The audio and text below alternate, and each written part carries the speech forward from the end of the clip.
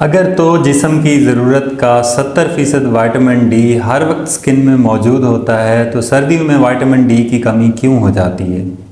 इसकी सिर्फ़ और सिर्फ एक वजह धूप का ना लगवाना है।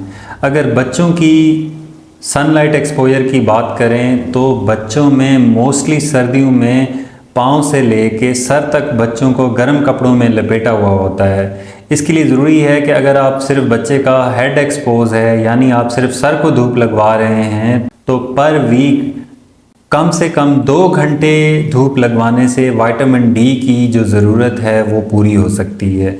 इसी तरह से अगर फुल बॉडी एक्सपोजर है, यानी बच्चे ने कोई कपड़ा पाँव से लेके सर तक नहीं पहना हुआ, तो हफ्ते में उसके लिए 30 मिनट ही काफ़ी होते हैं विटामिन डी की ज़रूरत पूरी करने के लिए।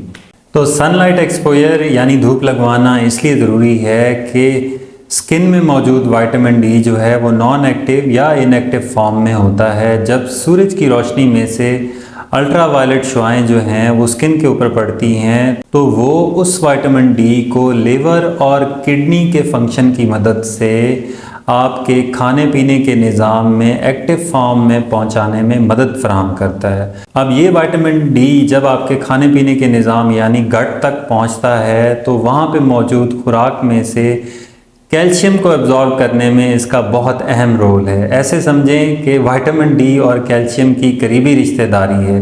एक ने आना है तो ही दूसरे ने अपना काम दिखाना है। बाज़ लोग ये समझते हैं कि बोन की जो स्ट्रेंथ है, जो उसकी डेंसिटी है, जो उसके अंदर टफनेस और हार्डनेस है, जो उसके अंदर लोडिंग और स्ट्रेस बर्दाश्त करने की सलाहियत है, वो शायद विटामिन डी की वजह से है। वो इनफैक्ट कैल्शियम की वजह से होती है, जो कि बोन का 60 से 70% हिस्सा कैल्शियम से मिलकर बना होता है। लेकिन बोन तक कैल्शियम उस वक्त तक नहीं पहुंचेगी जब तक विटामिन डी एक्टिव फॉर्म में आपके गट तक नहीं आएगा और वहां से वो कैल्शियम की एब्जॉर्प्शन में मदद फराहम नहीं करेगा।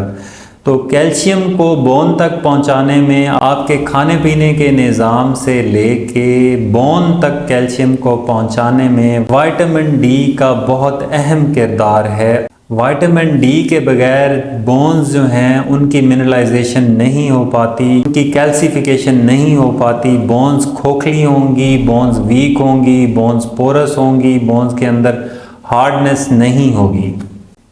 अब 70% रिक्वायरमेंट तो सनलाइट की मौजूदगी में आपकी स्किन से विटामिन डी की पूरी हो जाती हैं, लेकिन जो बाकी 30% रिक्वायरमेंट हैं विटामिन डी की जिस्म के अंदर, वो आपकी फूड से पूरी होती हैं। उसमें कुछ लोग शायद ये समझते हैं कि दूध में, दही में, मक्खन में, घी में विटामिन डी होता है, उसमें कैल्शियम होती है। विटामिन डी जो है वो गोश्त में, अंडे में और मछली में पाया जाता है ज़्यादा। इसमें कुछ माएँ क्या करती हैं कि बच्चों को सर्दी में तो बाहर तो नहीं लेके जाती, लेकिन खिड़की के साथ बैठ के बच्चे को धूप लगवा रही होती हैं। तो याद रखें कि जो यूवी रेज़ हैं जो कि सनलाइट से आती हैं, जो कि विटामिन डी की एक्टिव फॉर्म में कन्वर्जन करवाती हैं, वो शीशे से पास नहीं करती। तो खिड़की के साथ बैठ के धूप लगवाने से बच्चे को कोई फ़ायदा नहीं है। उसमें बच्चे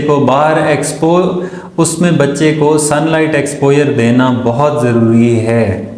याद रखें कि पैदाइश से लेके पहले 2 साल के दौरान अगर बच्चे का सनलाइट एक्सपोजर मुसलसल 3 महीने ना हो और इस दौरान बच्चे की और माँ की ग़िज़ा में विटामिन डी वाली ग़िज़ाएँ शामिल ना हो, तो इन बच्चों में कद में इजाफ़ा सही तरह से नहीं हो पाता और इनकी कद छोटी रहने की चांस और रिस्क ज़्यादा होती है।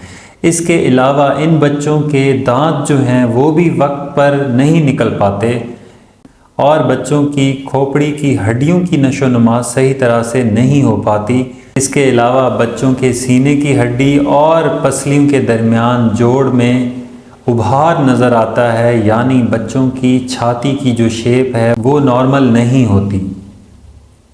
और भी ये बच्चे अक्सर वेट बेयरिंग एक्टिविटी यानी थोड़ी सी भाग दौड़ के बाद टांगों और कमर में दर्द का आपको बताएंगे, और इसके अलावा बाज़ औक़ात इनके बाजू और टांगें दोनों टेढ़ी भी हो सकती हैं एक्सेसिव विटामिन डी की डेफिशिएंसी की सूरत में।